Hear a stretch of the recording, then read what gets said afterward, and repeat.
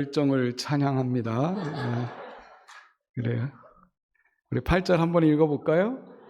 8절 읽겠습니다. 시작. 그러나 너희는 납비라 칭함을 받지 말라. 너희 선생은 하나요. 너희는 다 형제니라. 사실은 23장 전체를 다 읽으시면 좋을 것 같습니다만 이미 새벽에 다 한 번씩 읽은 것이라 오늘 제가 설명하면서 중간중간 보도록 하겠습니다. 저도 모르게 습관적으로 오늘 에스더 인원을 세버렸습니다. 아니 두 분이 들어온다 하기에 오늘은 30명이 되겠구나 이렇게 생각했는데 3명이 오늘 결석했습니다. 누군지는 말하지 않겠습니다만 30명이 될 찰나에 1명이 모자라다고 나는 계산했는데 3명이 더 빠져가지고 아쉽습니다. 수요 예배에 오신 모든 분들은 알곡신앙이 됐으면 좋겠습니다. 오늘 우리가 읽는 이 본문 23장은 너무나도 불행한 이야기가 담겨 있습니다. 복이 아니라 화에 대한 얘기만 잔뜩 들어 있습니다. 그래서 저는 이 시간 이 말씀을 듣는 여러분들이 화를 안 당하려면 이것을 거꾸로 하면 되겠다. 화에 대한 내용 7가지를 여러분들이 7복으로 만드셔야 됩니다. 그렇지 않으면 이 본문은 아무런 효용이 없습니다. 본문을 여러분들이 읽으면서 나는 이렇게 살지 말아야지 그런 생각 하나만 갖고 가셔도 우리의 신앙이 올바르게 될 수 있다. 저는 그렇게 보고요. 예수님께서 왜 마태복음 23장 얘기를 이렇게 아주 너무나도 리얼하게 사람들이 듣기에 귀가 아플 정도로 화 얘기를 하셨을까? 그걸 한번 생각해 보도록 하겠습니다. 수요예배 오신 분들은 혹시 선물 받아보셨습니까? 여러분 선물 받으면 뭐 먼저 보세요? 여러분들은 뭐에 관심 있습니까? 누가 봐도 다 내용물에 관심이 있을 겁니다. 그런데 많은 사람들이 선물을 할 때 포장을 기가 막히게 합니다. 포장을 보면 그 속에 기가 막힌 게 들었나 보다 하는데 뜯어보면 손수건 한 장 들을 때가 있어요. 그럴 때는 이거 손수건 한 장 하려고 이렇게 거창하게 포장했나? 이런 생각이 들 때가 있습니다. 그렇죠? 여러분 선물은 포장보다도 더 중요한 것이 그 안에 있는 내용물이겠죠. 우리 하나님께서 오늘 이 밤에 여러분들의 겉모습이 아니라 여러분들의 속내를 지금 보시고자 하는 거겠죠. 그래서 저는 이 본문을 3개로 쪼개서 함께 생각을 해볼 겁니다. 여러분 먼저 성경으로 눈을 한번 돌려볼까요? 먼저 여러분 그냥 절수만 보십시오. 1절부터 12절까지를 쪼개겠습니다.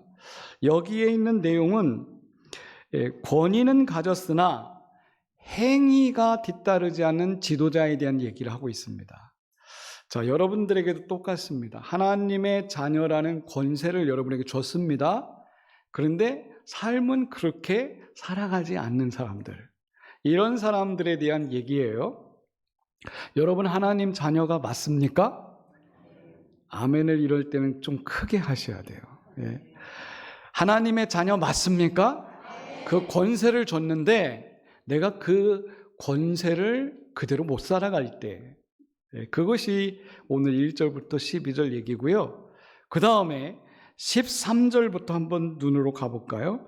13절부터 36절까지 제가 지적하는 대로 한번 따라와 보십시오.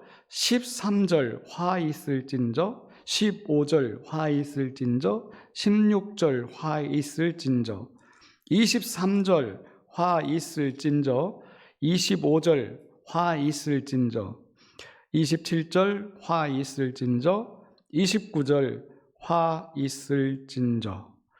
몇 번 나오죠? 제가 서두에 말씀드렸던 것처럼 7번 나옵니다. 완벽한 화가 임할 것이다. 여러분, 그런데 놀라운 것은 누구에게 말했냐는 거예요. 예수님께서 누구에게 화가 임할 거라고 얘기했습니까? 그 대상이 누구냐면 서기관과 바리새인들이에요. 여러분, 서기관과 바리새인들은 예루살렘 성전 안에서 최고로 종교에 대해서 열심인 사람들입니다. 그런데 어떻게 그런 사람들에게 화가 임한다는 건가?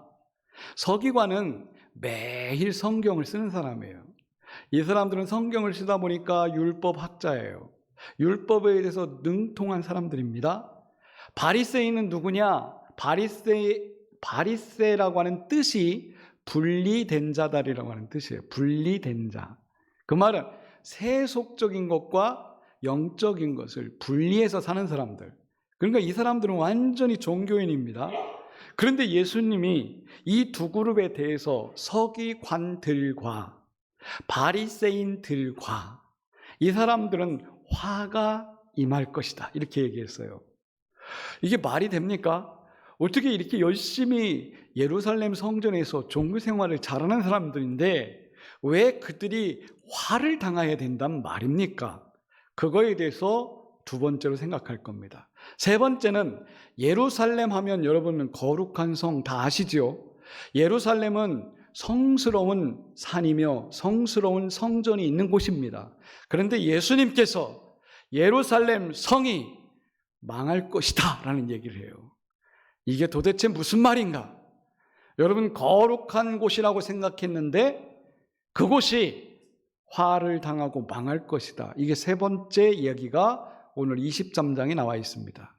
저는 23장을 여러분들에게 간단하게 소개했습니다. 이제 설교 끝내도 될 것 같습니다. 이 내용이 그렇다는 겁니다. 자, 그러면 너무 아깝잖아요. 1시간을 해야 되는데.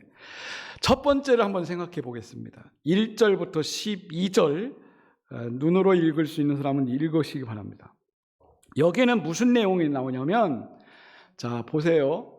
여러분들의 신앙생활에서 가장 위험할 때가 언제인지 아십니까? 언제일까요? 우리 에스더 찬양대. 여러분이 신앙생활하면서 가장 위험할 때가 언제일까요? 언제일까요? 자, 1절부터 12절은 그 얘기를 하는 겁니다. 말만 하고 행하지 않을 때입니다. 자, 한번 해볼까요? 여러분, 신앙생활에서 가장 위험할 때가 언제라고요? 그렇죠. 행함이 없는 신앙생활이에요. 말은 그럴싸하게 합니다. 그리고 사람들에게 이렇게 해야지 신앙생활 잘하는 거야 라고 훈계도 하고 가르치기도 하고 이렇게 따라와 말을 하는데 자기는 안 해요. 이것이요, 신앙의 가장 위험한 독소입니다. 예수님이 이것을 지적한 겁니다. 여기 대상이 누구라고 그랬습니까? 바리새인들, 서기관들이라고 그랬잖아요. 이 사람들은 보여주기 좋아하는 경건이 있었습니다.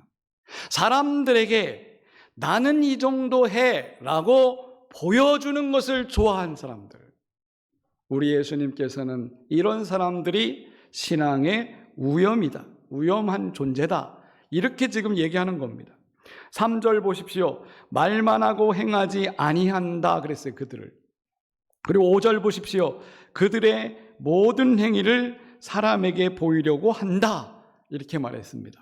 그러면서 이 사람들이 사람들에게 보여야 되잖아요. 내가 얼마나 경건한지 보여주기 위해서 나는 매일처럼 말씀을 달고 살아, 이걸 보여주려고 경문띠를 넓혔대요. 자, 사진을 보겠습니다.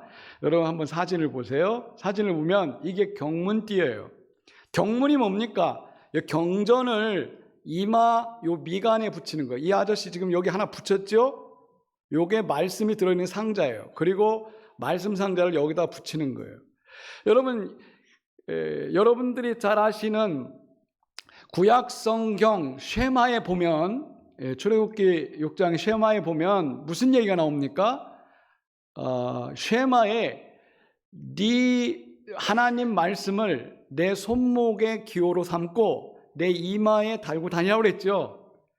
그 말씀을 달고 다니라 했지 그 말씀을 묶는, 다시 한번 사진 보여주세요. 경문띠, 이 띠를 두껍게 만든다는 거예요. 사람들이 잘 보이게. 그냥 우리 시계 차는 것처럼 이렇게 달면 되는데 이거를 둘둘 말아가지고 사람들 보면서 나 요렇게 지금 신앙생활해. 그리고 머리에다도 이딴만하게 막 띠를 두른다는 거예요. 그래서 누구나 봐도 저 사람은 성경 말씀을 달고 사는구나. 경문 한번 계속 보세요. 경문띠를 이렇게 넓힌다는 거죠. 그래서 언제나 앉으나서나 이 경문띠를 넓혀가지고 사람들이 보기 좋게 저렇게 한다는 거죠. 이게 유태인들이 지금도 이렇게 하고 있습니다. 지금도. 자, 그 다음에 옷술, 여기 옷 입었죠? 이 사람도 옷 입었잖아요. 이게 뭐냐면 기도할 때 이렇게 뒤집어 쓰는 여자들의 숄 같은 거예요. 이거를 합니다. 여기 보면 파란 줄이 있는데 이렇게 해가지고 유태인들이 이걸 뒤집어 쓰는데 옷술 있지 않습니까? 요 밑에 보면 술이 있잖아요. 요 술이 조금씩 내려왔는데 이 보자기처럼 쫙 피면 보자기가 돼요. 거기에 네 귀퉁이에, 저기 아저씨 걸어가지요. 네 귀퉁이에 이 옷술을 길게 한다는 거예요. 길게 하면서 나는 굉장히 경건하게 산다. 이 청년은 겉옷에 쉐터를 입었지만 안쪽에는 이 경문을 이렇게 감고 그 다음에 옷술을 이렇게 지렁 엉덩이로 이렇게 내놓고 다녀요. 이건 뭐냐면은 나는 경건합니다. 나는 경건하게 삽니다. 이렇게 자기를 드러내는 거예요. 그래서 할 수만 있으면 이 옷술을 길게 땅바닥에 끌 정도로 그렇게 길게 하는 것을 자랑으로 삼고 사람들이 봐주기를 이 사람들은 그렇게 했다는 겁니다. 그래서 앉으면 항상 이 옷술을 들면서 나는 경건합니다. 이렇게 표시를 했다는 거예요. 저는 개신교인이 된 것을 굉장히 감사하게 생각해요. 우리는 평복을 입잖아요. 내가 이렇게 가면 목사인지 어떻게 알겠어요? 아무도 모르잖아요. 내 마음대로 살아도 되잖아요. 그렇죠? 그런데요, 저는 개신교인들의 신앙이 더 좋다고 믿어요. 제가 개신교인이기 때문에. 왜냐? 겉으로 표시하는 거 아무것도 없어도 나는 하나님의 자녀라고 내 가슴으로 양심껏 살기 때문에 그래요. 하나님은 그걸 보는 거예요. 유태인들처럼 저렇게 자기가 경문띠를 달면서 옷술을 들리면서 나는 이렇게 경건하게 살아요. 그런데 예수님이 뭐라고 그러냐면 네 속은 썩은 것 같다. 겉으로는 그럴싸한데 속은 완전히 능구렁이가 들어있는 거예요. 어떻게 봅니까? 6절 보세요. 잔치집에 가면 웃자리에 앉으려고 하고, 회당에서는 높은 자리에 앉으려고 하고, 시장에서는 문안 받으려고 하고, 사람들 앞에서는 랍비라고 선생님 하는 걸 좋아하고. 여러분, 겉으로 그렇게 하는 거, 그러면서 사람들에게 인정받고 싶은 거예요. 여러분, 이것이 잘못된 신앙 습관이라고 하는 것입니다. 그래서 예수님께서 3절에 무엇이든지 그들이 말하는 바는 행해도 괜찮다. 서기관이나 바리새인들이 가리키는 것은 다 듣기 좋아. 율법이기 때문에. 그들이 말하는 건 다 들어라. 그러나 그들이 하는 행위는 따라하지 말라 그랬어요.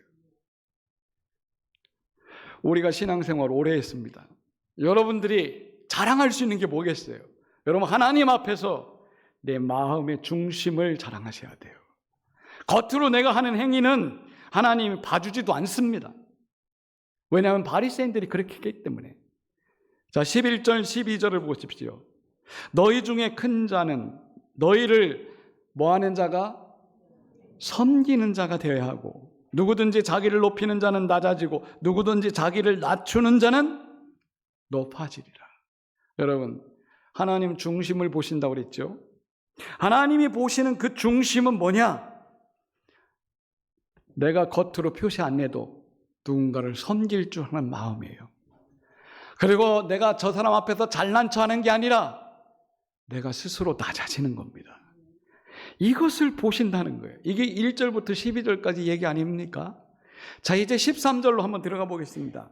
13절로 아까 제가 지적한 화 있을진저, 지목한 그곳을 한번 보십시오.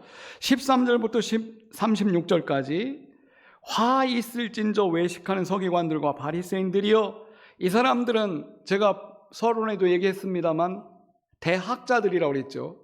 율법의 박사들 정도 되는 거예요.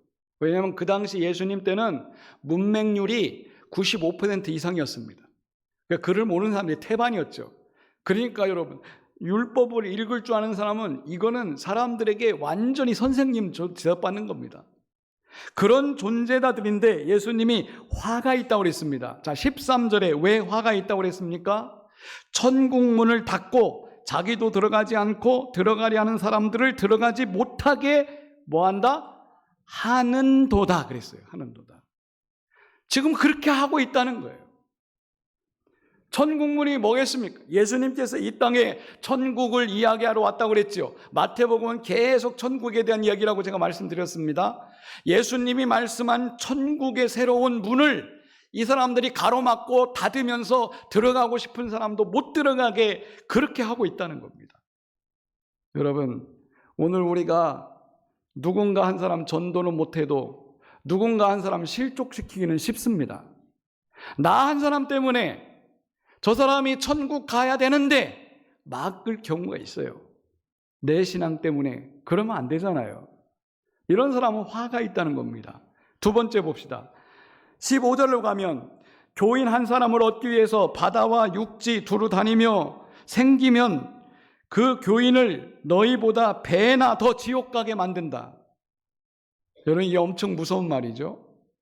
전도는 못하는 사람이 교회에 새로운 가정이 들어왔는데 이런 사람을 실족시켜서 지옥 자식 되게 만든다는 거예요. 여러분, 이런 사람은 화가 임합니다. 복 받을 것 같습니까? 절대 복 못 받습니다. 오랫동안 신앙생활에도 왜 우리 가정은 왜 복이 아니고 화가 자꾸 임할까 생각해 보세요. 여러분, 관계가 무너진 사람들이 그런 게 많습니다. 관계가 무너지면 이런 현상이 나타나요. 서기관과 바리새인들은 그렇게 됐습니다. 자, 16절 가봅시다. 16절에 보니까 맹세를 시키는데 성전의 금에게는 맹세를 하면 꼭 지키라고 하고 성전을 향해서는 맹세해도 안 지켜도 된다. 이 제단을 향해서는 맹세한 거 안 지켜도 되지만 제단에 바쳐진 네 헌금을 위해서는 맹세해라. 그러면 지켜라. 여러분, 뭐가 더 큽니까? 성전과 제단, 성전 안에 금과 성전이 어떤 게 더 큰 거예요? 성전이 더 크겠죠. 그러니까 정말 중요한 것은 제쳐두고 중요치도 않은 작은 것에 사람들이 끌려가게 만든다는 거예요. 여러분, 우리가 신앙생활하면서 정말 중요하게 생각하는 게 뭐예요? 하나님의 성전 안에서는 성전이 가장 중요하고 제단이 중요한 것입니다. 그거 외에 다른 것에 몰입하도록 하는 것은 문제가 있다 그 말입니다. 이런 사람에게는 화가 있다. 자, 그 다음에 23절 보세요. 23절을 보니까 박하, 회양, 근처의 11조는 꼬박꼬박 잘 드리면서 율법에 중요한 정의, 궁율, 믿음을 버렸도다. 무엇이 중요한데 이걸 까먹는 거예요. 하나님 말씀이 더 중요한데 내가 11조 따박따박 정직하게 낸 거 거기에다 올인하면 안 된다는 것입니다. 하나님 말씀대로 사는 게 더 중요합니다. 여러분, 헌금이 여러분을 구원하지 않습니다. 헌금은 내가 감사해서 드리는 거예요. 하나님 앞에 내가 작정하면서 내 마음을 드리는 게 헌금입니다. 하나님이 원하시는 것은 여러분들이 말씀대로 제발 살기를 원하는 겁니다. 말씀대로 안 살면서 자기가 하는 행위는 그것이 나를 구원할 것처럼 생각하는 것. 이런 사람은 화가 있을지어다 그랬습니다. 자, 그 다음 넘어가 봅시다. 24절은 첫 번째에서 네 번째를 한마디로 정리한 겁니다. 자, 24절 한번 읽어볼까요? 시작.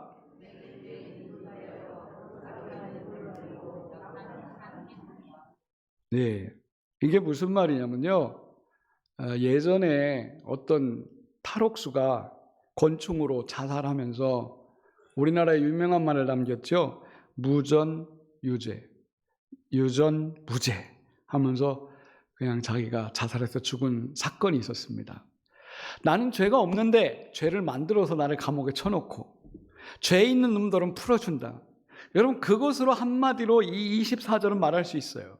이게 무슨 말이냐면 성경에 나와 있는 가장 부정한 곤충 중에 가장 작은 것은 뭘까요? 하루살이에요. 하루살이. 가장 부정한 짐승 중에 가장 큰 동물은 뭘까요? 낙타예요.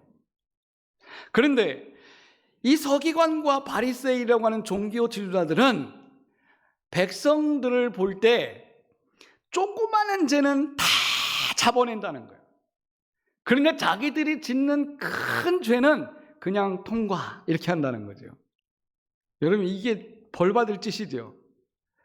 지금 첫 번째에서 네 번째까지 화는 결국은 지 눈에 들보는 못 보고 남의 눈 속에 있는 티만 보는 그런 외식하는 사람들을 향해서 예수님이 하신 말씀입니다. 성도 여러분, 우리가 신앙생활에서 조심할 게 있습니다. 남의 눈 속에 티를 보려고 하지 마세요. 그 사람은 오늘 말씀처럼 하루살이를 걸러내듯이 잡아내려고 그래요. 자기 눈 속에 들보는 못 보고. 내 눈 속에는 낙타가 들어있는데 남의 눈 속에 있는 티끌을 잡아내려고 하는 거. 여러분, 이것이 화를 당할 사람들의 행위라고 하는 겁니다. 혹시 여러분 사람들을 볼 때 그 사람 속에 있는 복과 은혜, 칭찬거리를 잡아냅니까? 아니면 그 사람 보자마자 저 인간 또 하면서 욕하고 헐뜯고 시기하고 질투하고 그런 것만 자꾸 보입니까? 여러분, 화당합니다. 화당하지 마십시오. 서기관과 바리새인들이 그랬다는 거예요. 예수님이 그러기 때문에 그들은 화를 당할 것이다, 이렇게 말했다는 겁니다. 그 다음 뒷부분에 나오는 화를 생각해 봅시다. 25절에 보세요. 25절, 27절은 똑같은 얘기를 반복해서 하는 겁니다. 잔과 대접은 겉은 깨끗이 하고 안은 탐욕과 방탕으로 가득하게 하는도다. 역시 그렇게 살아간다는 거죠. 안은 깨끗이 하지 않으면서 바깥만 깨끗이 한다. 여러분, 우리가 성경에서 우리 마음을 그릇에 비유할 때가 많거든요. 여러분 마음이 그릇이에요. 내 마음이 그릇이라면 겉에는 깨끗하게 설거지를 하는데 안은 더럽다면 이 그릇이 제대로 된 그릇이겠습니까? 27절에 보세요. 회칠한 무덤이라고 그랬어요. 제가 새벽 시간에도 말씀드렸습니다만 이 회칠한 무덤은 뭘까요? 이스라엘은 가난한 사람들이 많습니다. 그러다 보니까 동굴을 무덤으로 쓰는 사람들은 부자들이 쓰고요. 예수님이 굉장히 부자처럼 보이죠? 예수님은 집도 없고 머물 곳도 없고 여우도 굴이 있지만 나는 거처할 곳도 없다고 그랬잖아요. 그런데 예수님이 장례 지낼 때는 어디다 지냈어요? 동굴에다 지냈죠. 동굴 무덤에다 장례를 지냈잖아요. 그건 예수님의 무덤이 아니라 아리마대 요셉이라는 부자의 무덤에다가 아리마대 요셉이 갖다 둔 거예요. 예수님 시신을. 그러면 여러분, 예수님도 만약에 그냥 평민이고 가난하게 죽으셨다면 어디에 묻혔을까요? 그냥 땅 파고 평토장을 했을 겁니다. 우리나라는 왜 이렇게 봉분을 할까요? 우리가 죽으면 봉분을 하잖아요. 봉분을 하는 이유는 흙이 많기 때문에 그래요. 흙이 많기 때문에. 그런데 이스라엘 나라는 여러분 이렇게 생각하시면 돼요. 이스라엘 땅덩어리 자체가 바위예요. 바위. 그러다 보니까 흙이 그렇게 많지 않은 나라예요. 그러니까 일반 평민들은 얇은 흙판에 그냥 시신 놓고 그냥 묻어버려요. 그리고 여기는 무덤이요라고 하는 표시를 큰 돌짝들을 갖다 쌓아놔요. 그럼 이게 무덤인지 아닌지 확인하는 게 뭐냐? 회를 칠해요. 하얀 회를 거기다가. 그러면 예루살렘 근방에는 무덤이 엄청 많거든요. 지금도 엄청 많아요. 지금은 석조관으로 했지만 옛날에는 땅에다 그냥 돌 위에, 돌 밑에 사람을 넣어버렸어요. 그러니까 여러분, 예루살렘에 들어오는 많은 그 유월절을 지키는 사람들이 25만 명이 막 떼거리로 몰려오면 이게 무덤인지 그냥 땅인지 모르잖아요. 그러니까 이것을 밟으면 네가 부정타니까 밟지 말라고 다 회치라는 날이 있어요. 회치라는. 쫙 1년에 한 번씩 회를 칠합니다. 그러면 여러분 공중에서 보면 어떨까요? 땅에 그냥 허연 것들이 굉장히 많은 겁니다. 거기는 밟지 않고 가야 돼요. 왜냐하면 유대인들에게 가장 부정한 때는 언제냐면 시신을 가까이 할 때예요. 그때는 부정한 순간이거든요. 그거를 방지하기 위해서 회를 칠합니다. 그런데 회칠한 무덤은 예쁜데 그 속은 뭐예요? 시체가 썩고 있잖아요. 서기관과 바리새인들이 예수님이 볼 때에는 회칠한 무덤 같은 놈들아 이렇게 말하는 거예요. 그러면서 예수님이 여러분 쌍욕을 하십니다. 이 독사의 자식들아. 유대인에게 가장 무서운 욕은 독사의 자식이에요. 우리나라는 뭐예요?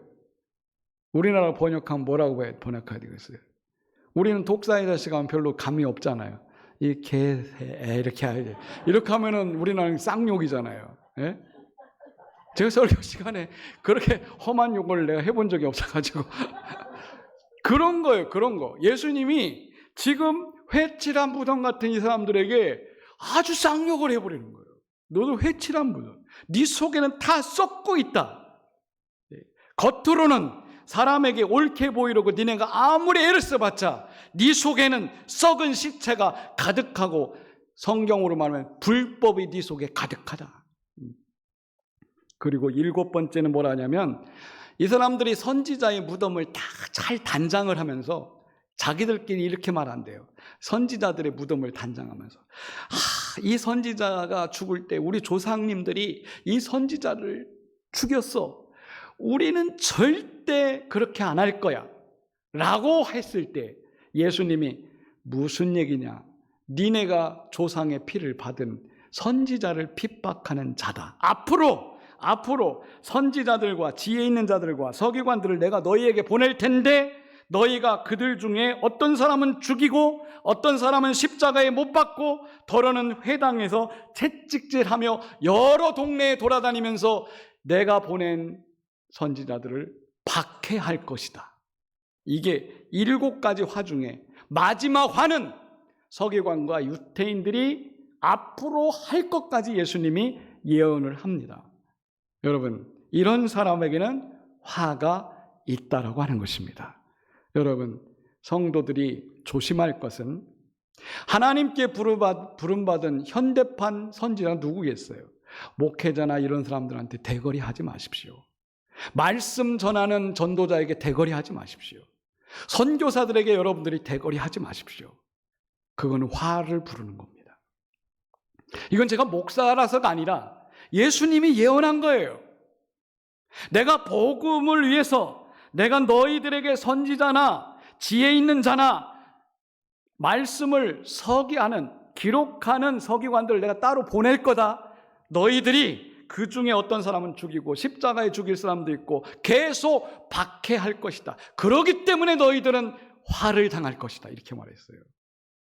여러분, 이게 굉장히 무서운 말 아닙니까? 오늘날 교회 안에서 이런 일이 있어서는 안 되겠죠. 여러분, 아무리 못나고 어리고 좀 어리숙해도 하나님이 세우신 종들이 있어요. 그런 사람들을 여러분 함부로 하면 안 됩니다. 여러분들이 복받기 위해서 제가 드리는 말씀이에요. 화를 당하지 않으려면 이것을 명심해야 됩니다. 이것은 미래의 진행형입니다. 앞으로도 박해를 너희들이 그렇게 할 거다라고 진행형으로 말씀하셨어요. 여러분, 오늘 이 말씀을 들으면서 여러분은 어떤 생각을 하십니까? 예수님께서 뭐라 하냐면 이들에게 돌아갈 화는 아벨부터 사가랴 선지자까지 장장 3200년 동안 그동안 순교당하면서 흘린 피를 너희들이 앞으로 질 거다. 이렇게 얘기했어요. 그러니까 기독교가 생겨나면서부터 박해하는 사람들이 3200년 동안 일어난 그 피가 박해자들에게서 일어난다는 거예요. 이게 35절부터 36절까지 얘기입니다. 예수님은 미래를 예측하셨고 정확하게 예언대로 그렇게 역사는 흘러갔습니다. 그리고 마지막 세 번째 37절부터 39절까지 예루살렘아 어쩌나 이렇게 제목을 달 수가 있어요. 예루살렘 어쩌나.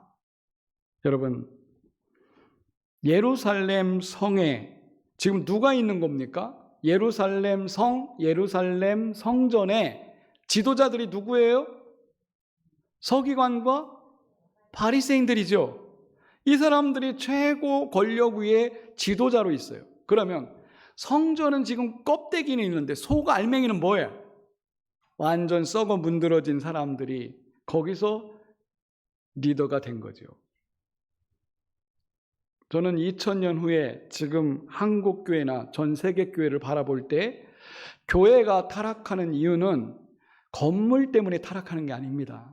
이 건물 안에 있는 구성원들 어떤 사람들이냐에 따라서 교회는 망하고 승할 수 있습니다. 여러분, 흥망성쇠는 그 안에 있는 사람들이에요. 예루살렘은 거룩한 성 맞습니다. 하나님의 평화의 도시 맞습니다. 그런데 그 평화의 도시에 있는 운영하는 사람들이 완전히 속이 부패한 사람들이 있을 때 우리 주님께서는 너희들 때문에 이 예루살렘이 망하게 된다. 자, 38절 한번 읽어볼까요? 38절 시작. 언제까지? 39절. 이제부터 주님이 오시기까지 나를 보지 못하리라. 여러분, 예수님의 이 예언은 앞으로 재림하실 예수님 때까지, 잘 보세요. 지금 예루살렘 성전은 아직까지도 회복이 안 됐습니다. 우리 시대에 회복 안 될 것 같아요. 여러분, 예루살렘이라는 동네에 가면 예루살렘 성전이 있죠. 예수님이 그 성전이 돌 위에 돌 하나 남지 않고 망하리라 그 말씀하고 30년 후에 진짜 망했습니다. 그리고 2000년 동안 우리가 지금 산증인 아닙니까? 예루살렘 성은 회복이 안 됩니다. 언제? 주님이 오실 때까지. 유대인들은 착각합니다. 시오니즘으로 자기들은 예루살렘에 성전을 짓겠다고 지금 준비하고 다 있습니다. 세팅 다 됐습니다. 그리고 시작하면 그들은 성전 지려고 합니다. 그러나 어림이 없습니다. 어림도 없습니다. 안 됩니다. 성경대로라면 주님 오실 때까지 절대 질 수 없습니다. 예루살렘 성전이 얼마나 큰 성전입니까? 로마 제국이 다스리던 시대에 가장 크게 진 신전이라고 볼 수 있습니다. 83년 동안 지어졌거든요. 83년 동안 약 1만 명의 노동자와 1000명의 제사장들이 주관해서 진 성이 예루살렘 성전입니다. 여러분, 어마어마했습니다. 예루살렘 성전을 버티고 있는 밑바닥의 돌은 하나에 가장 큰 것이 500에서 600톤입니다. 여러분, 1톤 트럭 생각해 보세요. 1톤 트럭 600대 분량의 돌 하나가 거기 있어요. 이걸 어떻게 놨는지 알 수가 없지만, 그런데 그 기초를 남기고 다 무너졌지 않습니까? 완전히 외벽은 그 당시에 황금으로 장식했고 대리석으로 번쩍번쩍 해가지고 지금도 예루살렘 가면 모든 것이 노란 황금빛 대리석으로 다 돼 있습니다. 도시가. 예루살렘 성전은 그런 영화를 갖고 있었습니다. 그런데 그 어마어마했던 성전이 뭐와 같으냐? 회칠한 무덤과 같다는 거예요. 예수님 볼 때는. 오늘날 생각해 보세요. 교회를 의리의리하게 아무리 잘 져도 그 속에 들어있는 사람들이 신앙이 썩어 있으면 그건 회칠한 무덤과 같은 거예요. 겉만 번지르면 뭐합니까? 여러분들이 나는 신앙인네, 신앙인이다 라고 하는 그거 하나 명찰 달고 내 속은 썩어 문드러지는 뼈가 있다면 여러분, 그것이 무슨 신앙인의 역할을 하겠습니까? 오늘 여러분, 내적인 영성을 든든하게 하시기 바라요. 우리가 화가 아니라 복 받는 길을 가셔야 됩니다. 예수님께서는 처음 설교가 뭔지 아세요? 마태복음 5장의 8복이에요. 8가지 복을 얘기하면서 8가지 복을 얘기할 때 심령이 가난한 자, 애통하는 자, 나를 위해서 박해받는 자, 화평케 하는 자, 뭐 이렇게 정말 낮아지는 자가 복이 있다고 얘기하셨잖아요. 그런데 오늘 23장에 가서는 이제 마지막 부분에서 이렇게 높아지려고 하는 사람들은 전부 다 화다. 그러니까 여러분 대조적이지 않습니까? 복을 받는 사람들은 끊임없이 자기를 낮추고 핍박을 받아도 고난 속에 주님을 끝까지 의지하는 신앙을 유지한 사람은 복을 받지만, 자기를 잘났다고 드러내려고 하는, 겉으로 하는 신앙생활은 예수님이 화로다. 이렇게 하면서 마태복음을 정리하는 거예요. 성도 여러분, 오늘 이 말씀을 보면서 우리가 함께 생각하셔야 됩니다.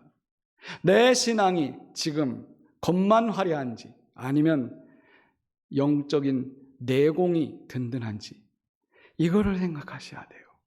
여러분, 겉은 후패할 수 있습니다. 나이가 들어가시면 문드러지고 무너지고 꼬부라집니다. 그러나 여러분, 영적인 내면이 여러분 든든하고 강건하시기를 축복합니다. 그 사람이 복받는 사람이에요. 네, 기도하겠습니다. 하나님 감사합니다.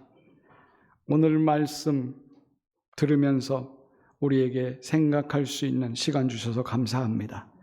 이 말씀을 깊이 묵상하며 나는 바르게 신앙생활하도록, 자기를 돌볼 수 있도록 인도해 주시옵소서. 예수님의 이름으로 기도드립니다. 아멘.